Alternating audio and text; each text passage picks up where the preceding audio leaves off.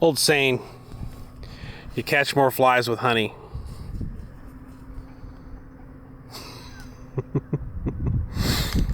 Oh, hey, that also kind of brings me back to the analogy that I keep using for communities that are driven by certain social circles, calling them lords of the flies, etc.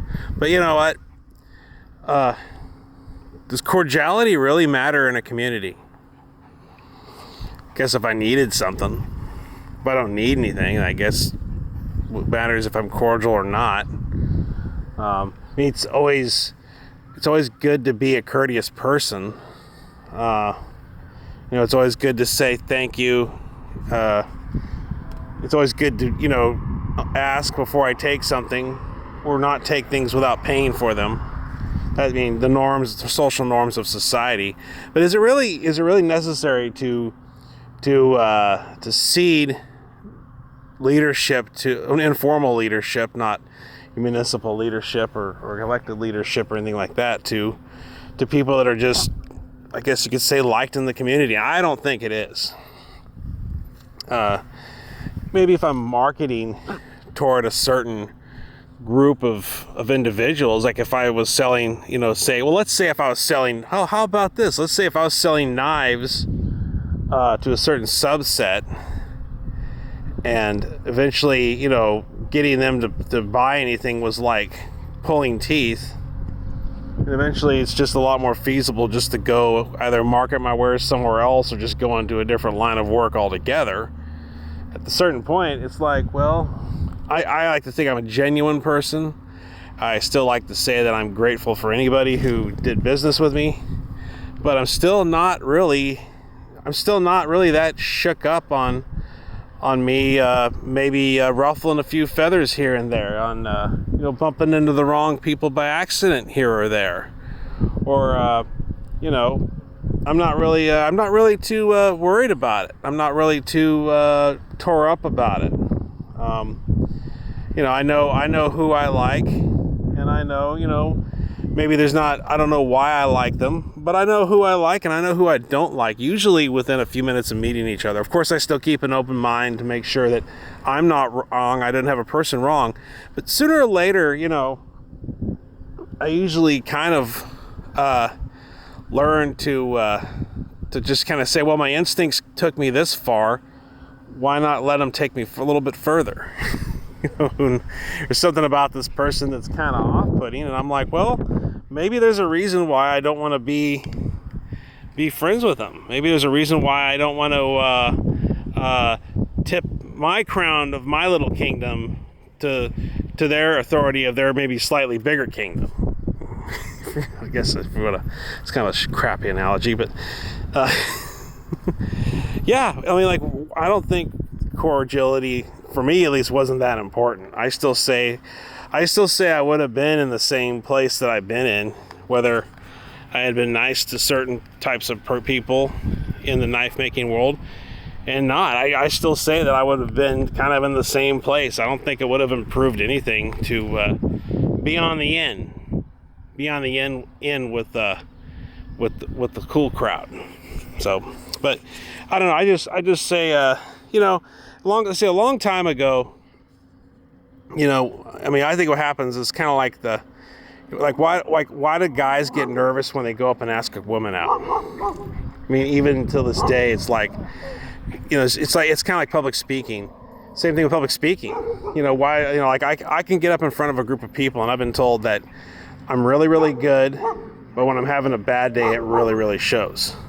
But for the most part, I can kind of, take a deep breath, shake out my shoulders a little bit, loosen up a bit, get into a little more of a relaxed posture, get in front of a group of people and pretend like they're my closest friends and I'm talking to my closest friends, and that people say, well, they say I do pretty good. And I thought about actually going into Toastmasters to learn how to do it. My grandfather was a Toastmaster. He used to go to coffee shops, and they'll say, write a speech about something, come back next week and do the speech. And he used to do. They had several gavels from Toastmasters, but I don't want to jump around topic too much. But yeah, I don't think cordiality is that important. And I think that in a modern age, it might not be that important. Maybe like I said, going back to the caveman days a long time ago. Now how's I started? Yeah, going back to asking a woman out, guys will get a little bit. Yeah, okay.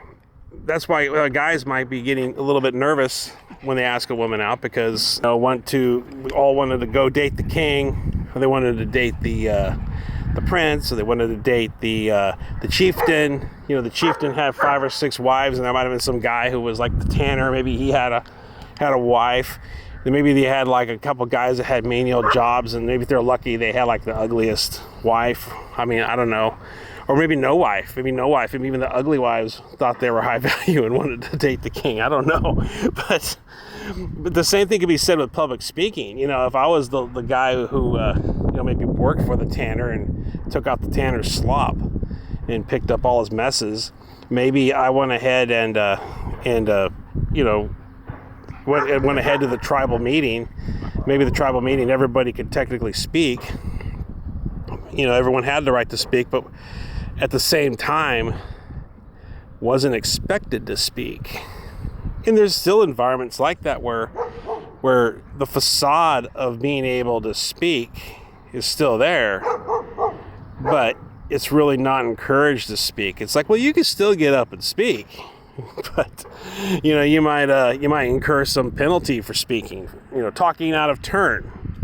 You know, it's like to tell you're in turn when you go up to talk at a meeting, but they may not really want you to talk. The meeting might be just kind of meant to be your marching orders. And the guy who worked for the tanner, who took out all the slop, who couldn't get a wife, maybe he was scared. Maybe we came from a time where we were scared to go up at the tribal meeting and speak like we had a voice, because we really didn't have a voice. And if we did speak like we had a voice, and we made the chieftain look bad, or we made the king look bad, we're out on our butt. It's like, bro, you mess with the wrong folks there, man. You need to bounce out of the village, and you got to go out and learn to hunt and gather, because, man, you're on your own. You don't have the goods and services and the protections of the guards along the perimeter anymore. You're on your own, guys. And I think a lot of that could come from that.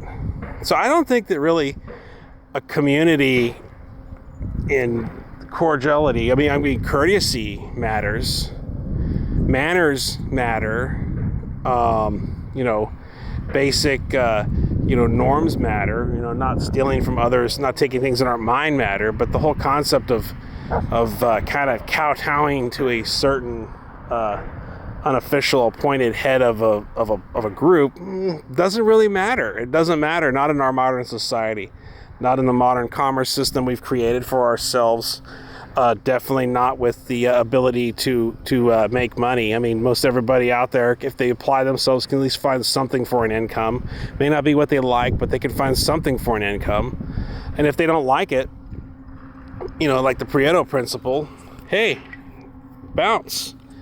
Because if they're that hard of a worker and they bounce, everybody else has to jump over each other to try to put that work on each other, because they're down one person. But I'm trying not to talk in circles. I should have probably scripted this a little bit, but you think about it. In the modern commerce system, cordiality and it's not that important like it used to be. With the tools we got now, the ability to broadcast our own content, think about it. Who would have thought? Like, you told me that, you could take a video on your camera in 10 years from now. Like 1993 when I was in school. They said, you'll be able to take this camera that fits in your pocket and upload content to a video website that actually has a sharper resolution than what you watch on television right now. I would have said, that's no way. You're trying to tell me that a few, 3 megabytes, which was like huge back then, all of a sudden now, like a 500 gigabyte chip can fit on the end of my fingernail and go into a small device that fits in my back pocket, that I can make these, high resolution videos with. I thought it's nuts. But see, we can get up and market ourselves. Now, once you market yourself, maybe then you're up to the receptivism of certain groups of people. But like with me, you know, I already know what they think about me. You know what I mean? I already know what the millennials think about me for the most part. I mean, I do get along with some millennials, but you know, for the most part, I never really got along very well with millennials. And I was very tolerant of them. I worked with them. I was always relatively, you know, oh yeah, you're gonna go do this when you leave this job. That's great. You know, congratulations, good job. But you know, I never really got that inkling that they really cared for me. But you know what? I didn't really care for them. At a certain point, it's like, why continue to entertain people I don't really care for? You know what I mean? Why continue to encourage people I really don't care for? It's kind of like I'm at a point now where I really need to encourage myself. You know, it's staying in the lane, staying in my lane, and just do what I do, and you know, stick to my investments and stick to my my goal, and stick to my goals. You know, I recognize now that, you know, the knives are about content creation. It's not about selling a knife. I mean, no one needs $1,000 knife that they can go buy for maybe $60 or $70. Nobody needs it. They don't need it. They want it. They may want it, but they don't need it. And then when I do make a knife, it's like, you know, it's like there'll always be something wrong with it, or, you know, the heat treat isn't maybe on par or whatever. I mean, I heat treated I just did a video yesterday where I talked about how I heat treated a D2 blade, and I used it for a box cutter. I exclusively carry that knife for like a year and 4 months maybe, you know, and I was cutting boxes. I was literally using it at work for a box cutter. Okay. I mean, you know, crazy stuff. And it held an edge. I had to apply maybe 2 edges from the work sharp on there, and it pretty much held an edge. It did very well.